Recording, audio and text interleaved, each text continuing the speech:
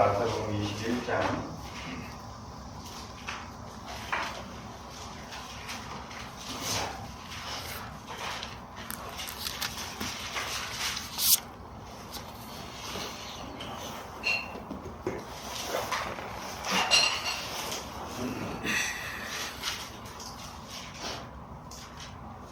마태복음 21장 1절부터 11절까지 말씀 합독하겠습니다.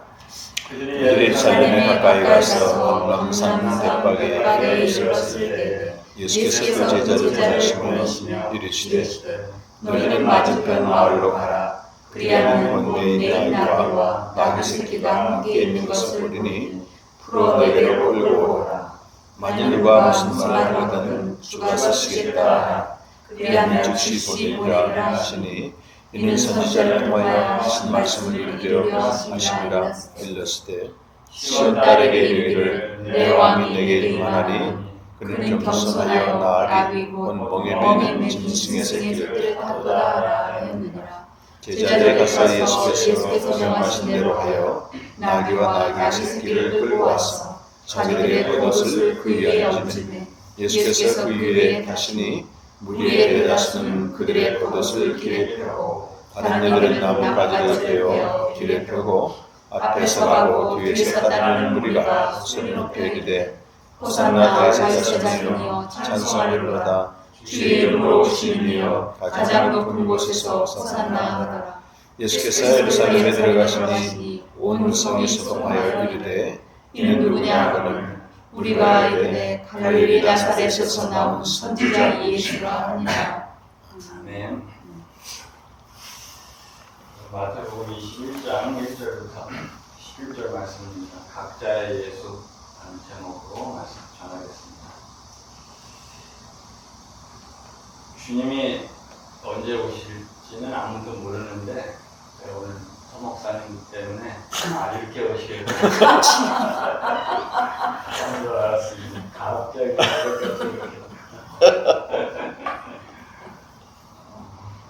새벽 아침에 알렸어요. 그거 알려주고 왔네. 먼 길 오셔서 또 함께 해주셔서 너무나 감사를 드립니다. 세움교회는 이제 횟수로는 이제 2018년 그때 이제 여름쯤에 그때 이제 설립이 되었고요. 세움교회라는 이제 이름은 여기 주보 뒤에 보시면 에베소서 2장 20절에서 22절 말씀의 토대로 우리가 그 터 위에 세워진 자로서 우리가 함께 이곳에 있는 모든 자들이 그렇게 세움을 받는 자로 그런 교회로 그런 뜻으로 그렇게 이제 세움교회다 이름을 짓게 됐습니다. 갑자기 오셨지만 이제 생각해 보니까 밥 먹으면서 또 왜 오셨을까? 선교사님 부분은 또 왜 오실까? 그렇게 생각해 볼 수 있잖아요. 근데 어쨌든 배우는 알 수 있어요. 제가 하나님이 하셨다는 거. 아멘. 그래서 또 이렇게 교제케 하시고 또 하나 되게 하시고 만나게 하시는 거 하나님의 땐가 보다. 그래서 또 오늘 감사하게 함께 예배하고 또 교제하면서 귀한 또 저에게는 힘이 될 것 같아요. 귀한 선배님들이 또 이렇게 찾아와 주셨고 격려해 주시고 함께 해주셔서 너무나 감사를 드립니다. 아멘. 오늘 이제 각자의 예수라는 제목인데요. 너무나 잘 아시는 본문이기 때문에 이 내용은 더 말씀드릴 필요는 없을 것 같고, 원래 이제 주일에 로마서를 쭉 나가게 되는데 최근에 제가 이제 경험한 것들을 생각하다가 이 부분이 생각이 났어요. 그래서 이제 오늘 각자의 예수라는 제목으로 말씀 전하겠습니다. 저희 이제 제가 최근에 지방에 이제 임원이 됐어요. 회계예요, 회계.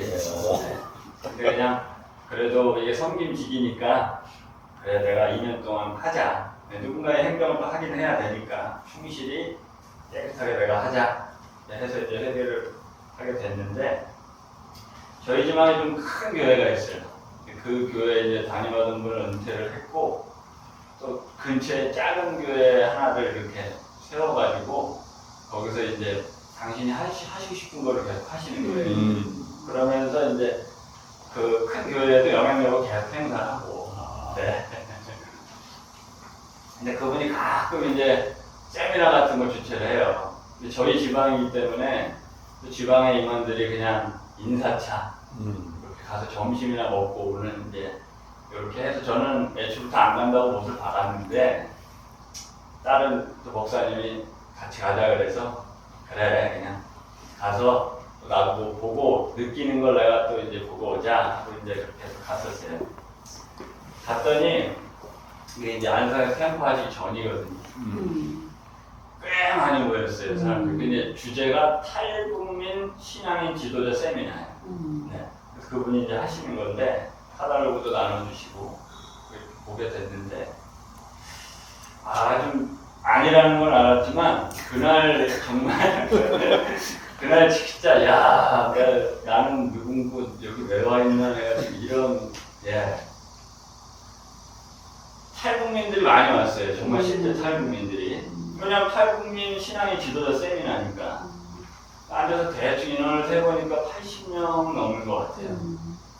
근데 그분이 그런 목을 나름의 인지도도 되고 그동안 해온 게 있습니다.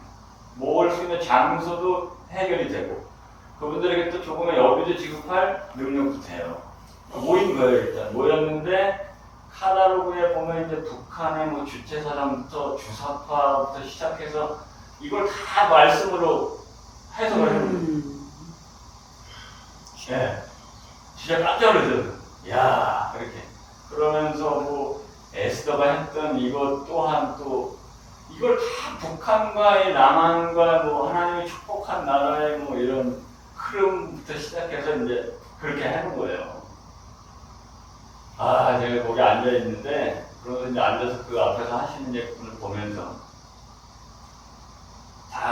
진짜 그때 또 다시 한번 느꼈어요. 제가 아내한테도 얘기했는데 선생이 정말 중요하구나.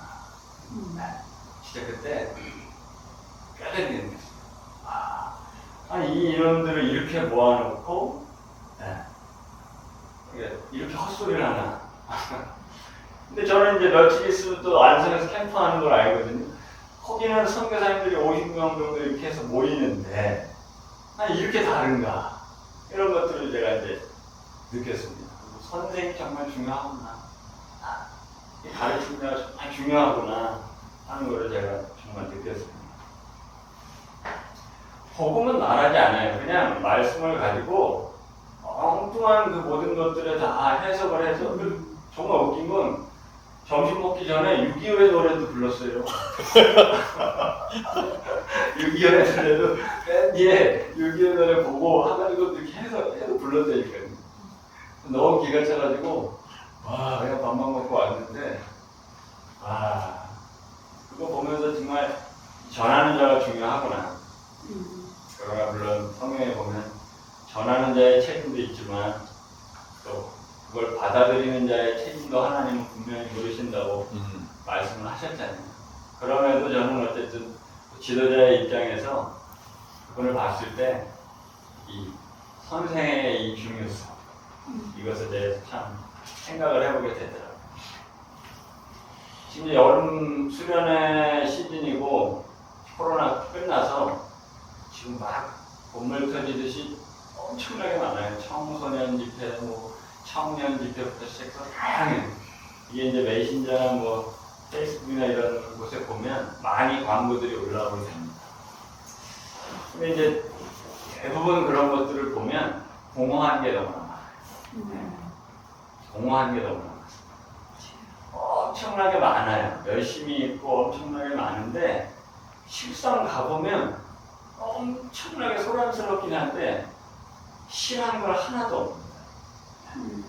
저희 지방에 또 다른 이제 젊은 목사님도 나름 뭐 해보시겠다고 이렇게 해서 이제 올린 거 내가 우연히 봤는데 삶의 어떤 또 이런 뭐 내가 겪는 문제와 이런 거에 대한 의미 이걸 복음에서 찾자고는 이게 슬로건으로 써놨는데 이게 아닌데 하는 이런 생각이 들더라고요. 그런 가운데 이제 예루살렘 입성하실 때 각 사람들이 소동했던 알지는 못한 채 소동했던 그 말씀이 이제 생각이 났습니다.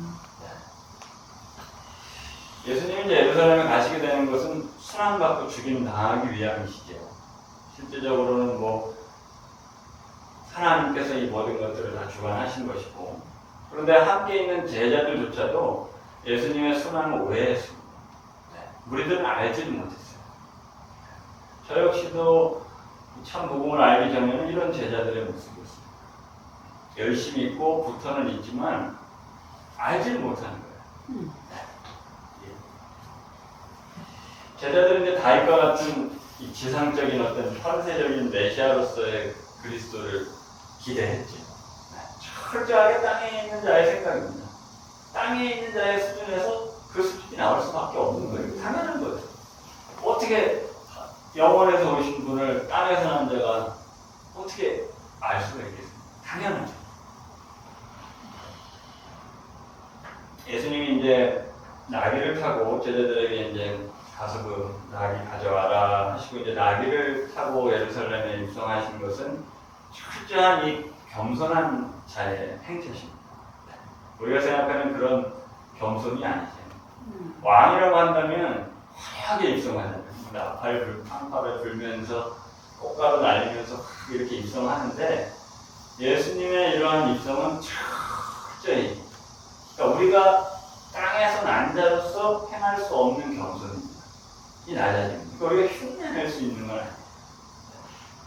그리고 이사야와 스가랴 선지자의 예언을 성취하고자 함으로써 예수님께서 이제 이렇게 입성을 하시죠. 제자들이 이제 나귀 새끼를 끌고 와서 그 등에 자기들의 겉옷을 깔고 예수님이 그 위에 타십니다. 무리의 그리고 대다수들이 그들의 겉옷을 바닥에 깔고 다른 이들도 나뭇가지를 베어서 길에다가 쫙 펼쳤어요. 여기 이제 이렇게 하는 행위들은 그분에 대한 존경을 표하는 것이죠. 여기까지 보면 야 정말 하나님의 아들이신 예수께 대한 행동 같을 수 있어요. 오늘날 교회 안에 있는 성도들이 이럴 수 있습니다. 왜? 동일하게 다 하나님 찬양하거든요.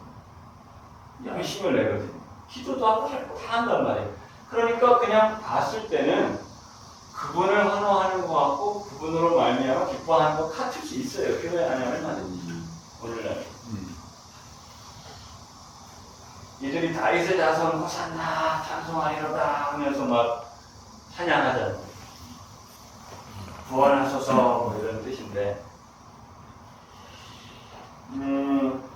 오늘 성경에 보면 온 성이 소동했다, 이게 막 떨렸다, 막 그냥 선동했다, 흔들렸다 이런 뜻인데 헬라어를 보면 사람들이 묻습니다. 저는 이제 오늘 포인트를 좀 여기다 두고 싶은데 예수가 누구인지 물어요. 사람. 그가 누구인가? 그가 누군가? 이에 이제 무리들이 그는 갈릴리 나사렛에서 나온 선지자다 이렇게 대답해요. 땅에서 난 자의 수준은 바로 이런 거예요. 알 수 없는 땅에서 난 자의 수준은 이런 거예요. 저도 전에 복음을 알지 못할 때는 아마 이렇게 예수 그리스도를 알았을 거예요. 그러니까 신으로 하나님의 아들로 알기는 알지만 실제적으로 알지는 못한 채 그러나 그분의 능력을 인정을 하는 수준이었던 거예요. 그러니까 저는 전에 이제 옷 만든 디자이너거든요. 디자인. 좀 날라리였습니다. 제가 중학교 때부터 쭉 그렇게 살았었는데 그러다가 나름의 조금의 이제 은혜를 경험하고 이제 어쨌든 이 생활을 떨치고 이제 들어왔어요. 그러나 저는 그때 제가 복음을 알았다고 지금 누구에게도 말하지 않습니다. 하나님이 이만큼 그 체험을 하게 하심으로 이제 조금 돌이키셨다고 하지 저는 그때 제가 복음 알았다고 말하지는 않습니다. 그러니까 그러고 나서 제가 한 기도는 하나님 저를 그럼 최고의 스타일리스트로 만들어 주시면 하나님 영광에 살겠습니다. 이게 누구 욕심이에요? 제 욕심입니다. 네, 이런 수준인 거예요. 이런 수준. 지금 갈릴리에서 나온 선지자입니다 하는 건 우리 입장에서 우리에게 참 도움되는 분입니다 라고 얘기하는 것 뿐이에요. 얘들은 땅에서 난 자가 이분이랑 우리 땅에서 난 자로서 충분합니다 라는 그런 부분 저는 생각이 들어요. 그러니까 예수에 대해서 잘 알지 못하고 실제적으로 정확히 알지 못하면 이렇게 될 수밖에 없습니다. 능력은 인정하지만 인격적인 관계는 있을 수 없어요. 능력을 인정하죠. 마태복음 16장에서 예수님께서 제자들에게 물으시잖아요. 한번 물어보시잖아요. 사람들이 인자를 누구라고 하냐? 누구는 세례 요한이라고 하고 누구는 엘리야라, 예레미야다, 선지자 중에 하나다 이렇게 말합니다. 그럼 참 신앙 고백은 누가 했어요? 베드로가 한 게 참 신앙 고백입니다.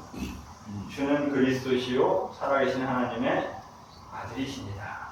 예수님이 이때 대답하실 때 네가 복이 있다. 이걸 내게 알게 하는 혈육이 아니라 하늘에 계신 아버지다. 누가 복이 있다는 거예요. 복의 근원이신 예수 그리스도를 제대로 아는 자가 복이 있는 거예요. 근데 이건 혈육이 아니라, 근데 육으로 알 수 있는 게 아니라는 거예요.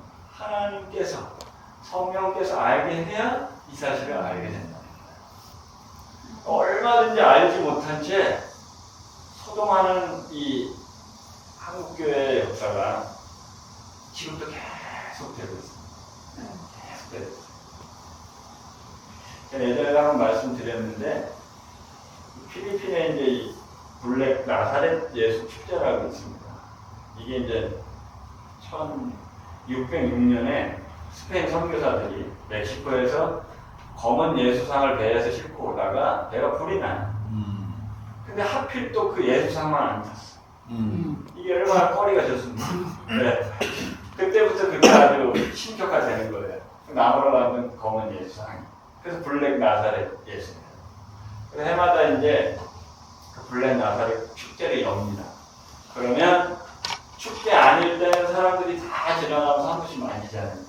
이렇게 만지고 수건으로 닦아서 가지고 그리고 아픈 데다 두고 이런 일이 벌어지는데 그 축제 때는 100만 명이 모인다고 해요. 사람이 자기가 움직여서 움직이는 게 아니에요. 그냥 저절로 이렇게 움직여져요. 압사사고도 일어난다고 합니다. 딱 이 큰 틀에 그 나사렛 예수상 놓고 주변에 사람들이 있습니다. 거기 탄 사람들이 있어요. 왜 거기 타 있냐면 이게 행진하는 사람들이 다 같이 행진하면서 어떻게 해서라도 만져보려고 그래야 내가 나을 거 아니에요. 네, 내가 좋아지고 만져보려고 하는데 못 가니까 미리 파는 수건을 삽니다. 네, 수건을 사요. 가까이 있는 것도 좀 어떻게 딱 가질 수 있는데 멀리 있는 사람들은 그게 안 되잖아요. 요 틀 위에 사방에 사람들이 앉아 있다가 탁 보다가 저쪽에서 수건을 던지잖아요. 이분이 탁 잡아서 쓱 닦고 그 사람한테 탁 정확하게 던져요. 그 사람은 그렇게 많은데 정확하게 던져요. 저는 이제 이걸 그때 EBS 세계 테마기행에서 보면서 오늘날 선생된 자들이 기가 막히게 원하는 걸 그 사람에게 던져주는구나. 저는 그렇게 생각이 들었습니다. 그들이 바라는 건 뭐예요? 참 예수가 아니라 선지자로서 능력 있는 자로서의 예수입니다. 내가 땅에 선 안자로서만 알고 싶은 예수. 그 수건을 던졌고 근데 선생된 자로부터 오는 것도 동일하게 닦아서 그 사람한테 진짜 사람 엄청 많은데 정확하게 던져주는 거예요. 너무나 웃기게.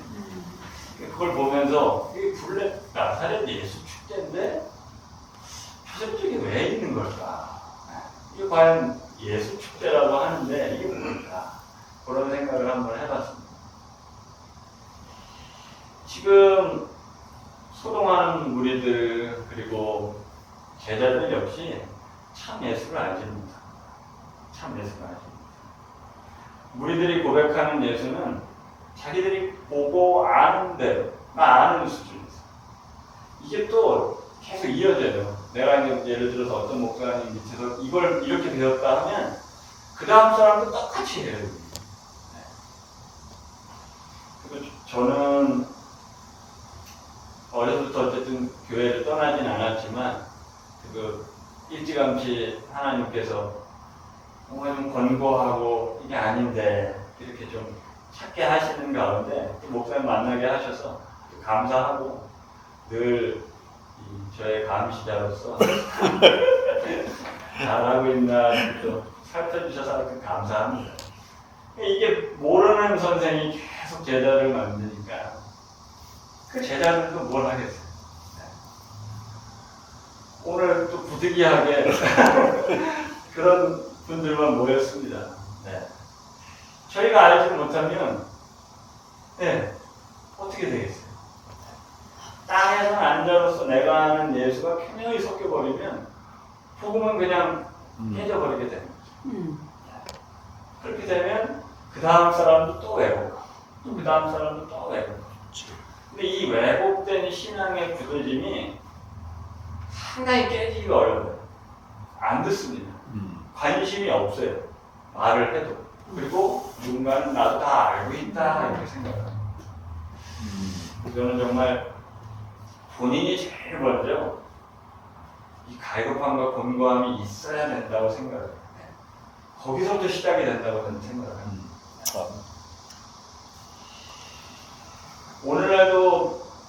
오늘날의 이 교회 당연하게 예수로 인해서 소동합니다. 여름 시즌 되면 또 더 곳곳에서 예수로 인해 소동을 해요. 소동하고 뛰고 막 난리치고 합니다. 세계 곳곳에서도 또 예수님의 이름이 들리고 교회가 세워지고 많은 선교사님들도 나가서 이렇게 세우고 그로 인해 예수로 소동하는 것 같은데 실제 많은 이들이 예수님에 대해 물어요. 그가 누구냐? 그가 누구냐?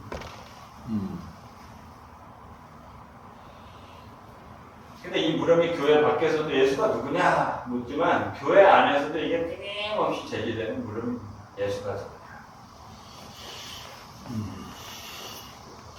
교회 안에 성도들이 예수를 구원자로 그렇게 환호하고 기뻐하는 것 같지만 실제 그들에게 그리스도는 과연 누구인가? 이 삶의 증거로 나타난다고 봅니다.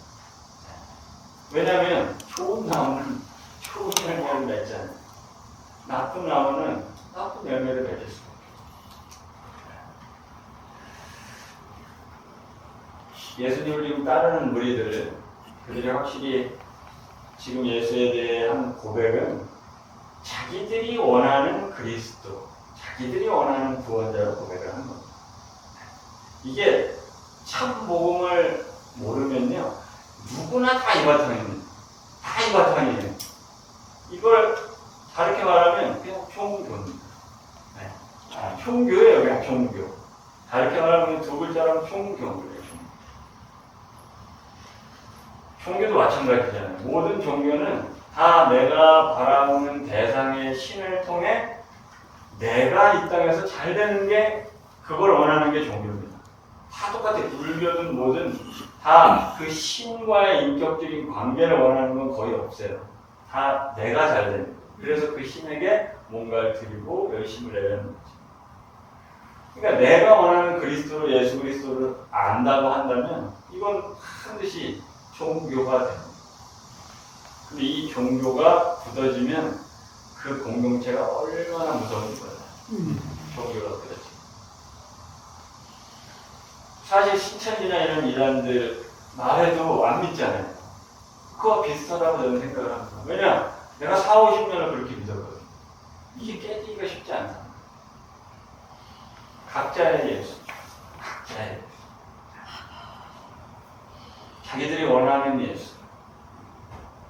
모모에게는 자식들이 잘 되게 해주는 어떤 그런 예수. 누군가에게는 뭐 건강, 누군가에게는 어떤 해결, 병든 자에게는 어떤 이런 예수로서의 수준으로 능력이 있는 분. 그 정도로만 생각하게 됩니다.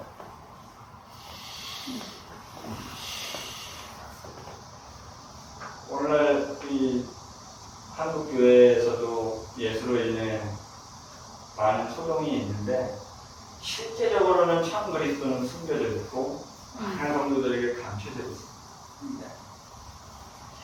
저도 이제 개척하고 나서 한 3분 왔다 갔어요. 3분.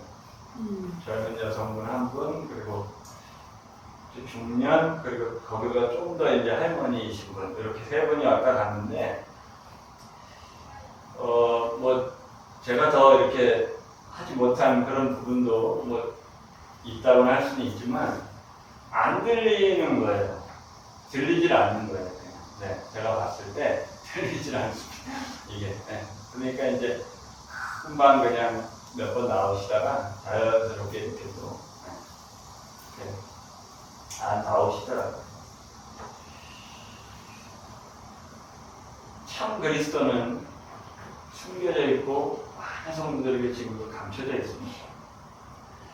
참 그리스도가 틀리시진 않았어요. 그죠? 참 그리스도는 유일하신데 사람들이 원하는 각자의 그리스도는 천차만별이잖아요. 지금 예루살렘 입성하는 이 모습은 각자가 바라고 원하는 예수로 인해서 지금 소동을 하고 있습니다. 각자가 바라고 원하는 예수. 제가 최근에 갔다 온 그 소동이 되는 거예요. 각자가 원하는 대망하는. 그분은 거기에 열심히 해요.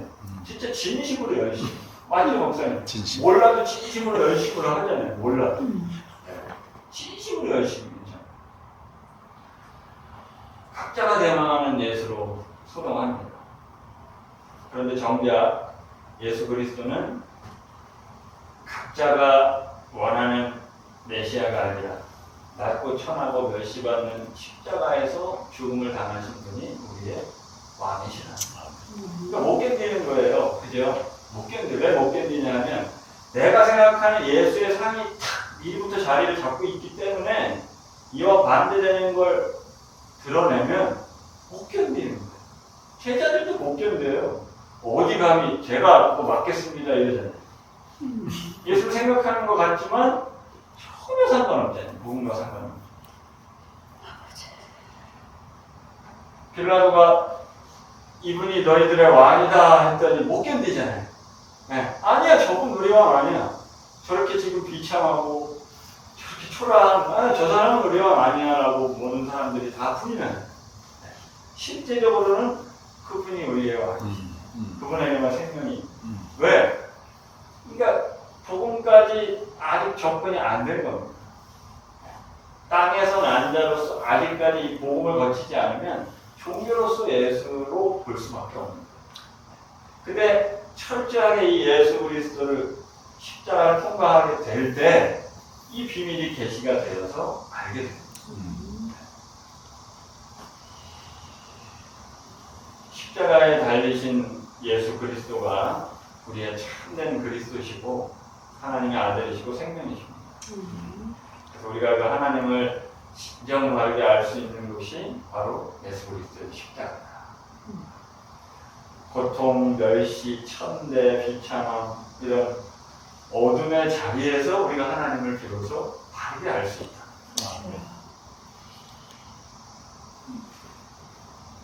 예수님이 이렇게 말씀을 하셨죠. 아무든지 나를 따라오려거든 자기를 부인하고 자기 십자가를 지고 나를 쫓아라. 이 말씀을 뒤집으면 아무리 예수님 따라간다고 할지라도 나의 이 죄된 존재, 주인된 이 마음을 먼저 부인하지 않고서는 절대로 주님을 따르긴 하겠죠. 따른다고 겉으로는 드러날 수는 있겠으나 실상은 주님의 대적자가 됩니다. 나는 널 알지 못한다. 제가 목회를 하고 또 선교사 나가서 선교하시고 또 복음사역을 하셔도 나는 너 모른다 할 수 있다. 나는 너 모른다. 이게 제일 비참한 것 같아요.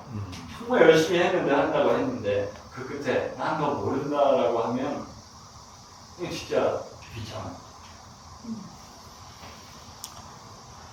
나의 모든 것들을 부인하지 못하는데 어떻게 예수님을 따를 수가 있겠습니까? 어떻게 그분에 대해 전한다고 할 수 있겠습니까? 나조차도 부인이 안 되는. 어떻게 예수님의 실상을 우리가 만날 수 있겠습니까?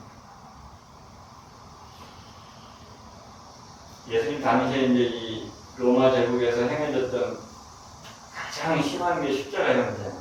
이것이 극형. 근데 이제 당시 죄수들이 자기 십자가를 지고 시내를 통과를 하잖아요. 이걸 사람들이 보겠죠. 이렇게 하는 이유는 로마가 로마가 맞고 나는 죄인이 맞아요 라는 걸 드러내는 겁니다. 그러니까 로마가 맞다는 걸 사람들에게 보여주는 거예요. 그러니까 내가 나를 부인하고 십자가를 지는 것은 내가 맞지 않고 나는 죽어 마땅하고 주님이 맞습니다. 주님의 공의를 받아들이는 게 됩니다. 그래야 주님을 쫓을 수가 있게 됩니다. 그런데 각자의 예수로서 내가 예수를 안다? 이 자기 부인이 어떻게 되겠어요? 내가 아는 그 예수, 땅에 속한 자로서 아는 예수의 한계는 절대 자기를 부인하지 않습니다. 부인하죠. 부인하는데 어딘가 계속 뒤에서 세워놓는 게 엄청 많아요. 그랬다가 이게 언제 드러나냐? 이걸 하나님이 공의의 심판으로 치실 때 그때 이 못 견뎌하거나 막 이런 걸로 드러나는 겁니다. 내가 세웠던 것. 그래서 주님이 자기를 부인하고 자기 십자가를 지라라는 말은 그러니까 사형수가 되라라는 그런 뜻이에요. 저와 여러분들에게 사형수가 되라라는. 죽지 않으면 매일 능력 안 나요. 죽지 않아요. 근데 죽으면 매일 게 없습니다. 두려울 게. 그래서 주님이 사형수가 되라. 그동안 내가 완전히 나라고 생각하고 살았던 그걸 십자가에 못 박으라. 그러기 위해서는 뭐 우리 캠프도 잘 참가하셔서 아시겠지만 말씀으로 나아가야 돼요. 근데 이 말씀도 종교로 각자의 예수로 받아들이는 자에게 말씀은 하나의 지침이 됩니다. 근데 그렇지 않고 참 생명의 그리스도로 연합된 자에게 말씀은 어느 것을 보든지 다 복음의 말씀이 돼요. 하나님이 되셔서 우리의 존재를 다시 드러내는 거예요. 그때 우리는 또 사형수가 될 수밖에 없어요. 아멘. 그런 자들에게 각자의 예수가 어떻게 나타나지? 사형수가 되는 거예요.